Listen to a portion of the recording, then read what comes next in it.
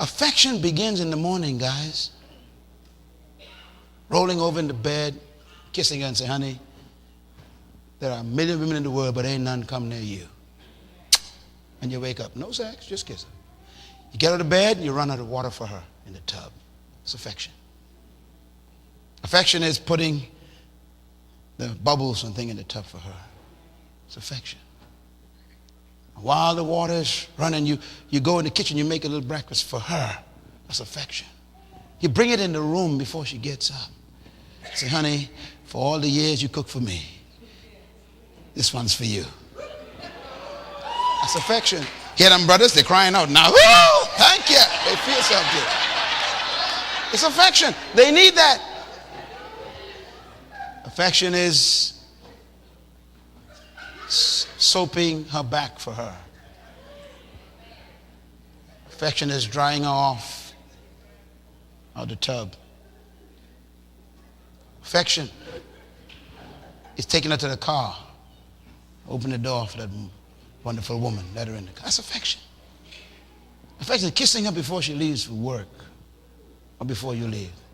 Affection is calling her every 10 minutes. I just called to say I love you. Hang the phone up. You ain't got to talk long. Only takes 3 seconds. 11 o'clock, call her again. I just called to say how much I care. Hang the phone up.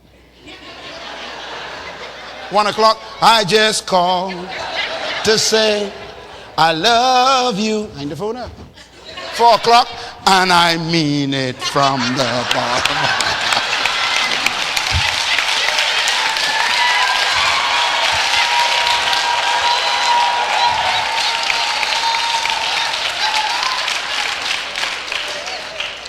A woman doesn't want that. She needs it. It's a need. She needs it. And that's why marriages don't work.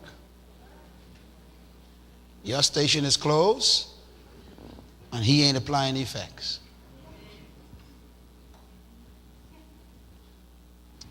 Affection. Buy a card for no reason. Don't wait for birthdays.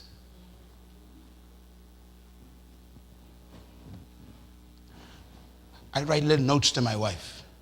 It's a habit I got for the last 20 years. I write notes, little notes. You are the most beautiful woman in the world. You are the most lovely blessing in my life.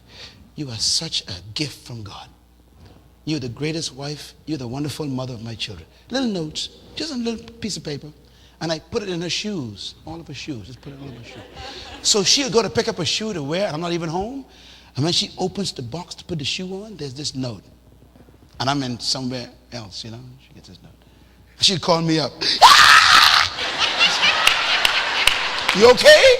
She says, I got a note. Ah! Wait till you come home. I'll be right there, baby. I'll be right there. Come on, give me a hand. That's good stuff, isn't it? That's good stuff, man. Learn it? Affection. Affection. Affection. That's why the church has 50% divorces. The church is just as bad as the world. Why? They don't get this kind of teaching in the church.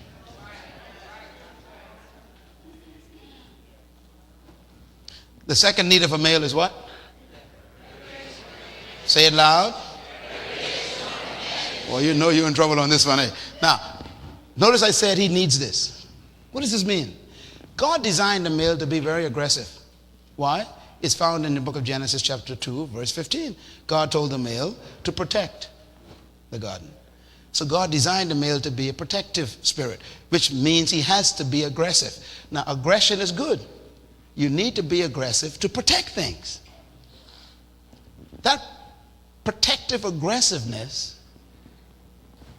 is supposed to be to defend the woman and the children. That's what a male has. That's why males are naturally competitive. They like to compete. It's the spirit of aggression. And it's very natural. And God understands it. That's why a male likes to get involved in recreational things. Now, a woman doesn't understand this. A female loves, a males love recreation. A woman does it, but a man needs it. There's a difference. A man needs recreation. So you need to study your husband's recreation. Study it. And it might not be something what you like. Remember the gasoline? You don't drink gasoline, but you want the car to function. So here's your husband. He likes recreation, maybe in sports, or maybe in music, or maybe in reading, or maybe in traveling, whatever. Whatever he likes, you got to join in with him. That's important. He needs what? Recreational companion. He wants you to be with him in it. Now, this is, I can't describe, especially Christian women. You're too spooky. You wonder why most men will drop you off to church and then go to the ball game on Sunday.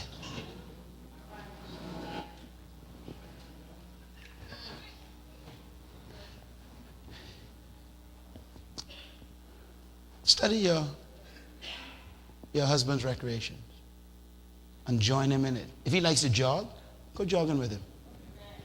If he likes to work out, go to the gym with him. Work out. You begin to work out too. If he likes to read, you buy books and read when he reads. Or tell him read to you. I mean, whatever he likes to do. He likes music. Sit down, ask him about his music. Ask him about why he likes his thing. He'll talk to you. It's very interesting. When you join a man as recreation, he'll talk to you. Matter of fact, look at the second need of a female. What is it? See, that's the problem. A woman needs a man to talk to her. The problem is she wouldn't put herself in position for the man to talk. My wife is so sharp, man. I keep talking because she's a smart woman. That's why she got a good husband. My wife knows I love to jog. Early in the morning I go jogging, man. Along the beach jogging. Keep your shape. I leave my wife. My wife said, wait a minute.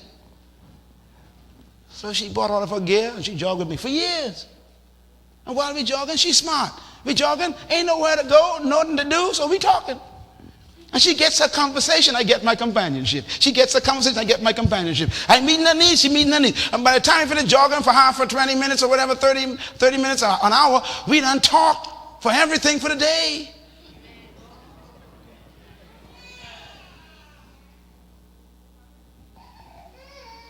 Average Christian woman. You still watching this dumb game? You got this big man running after this little boy, killing themselves. You wait, this ain't spiritual. You need to pray.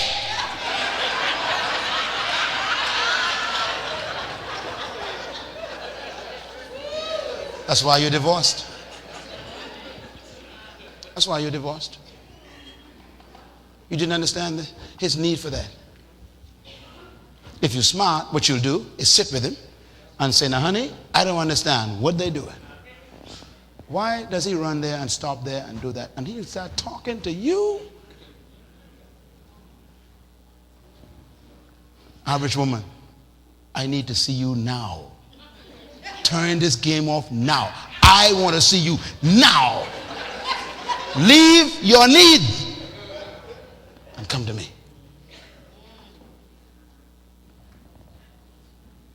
So he leaves, but he's angry.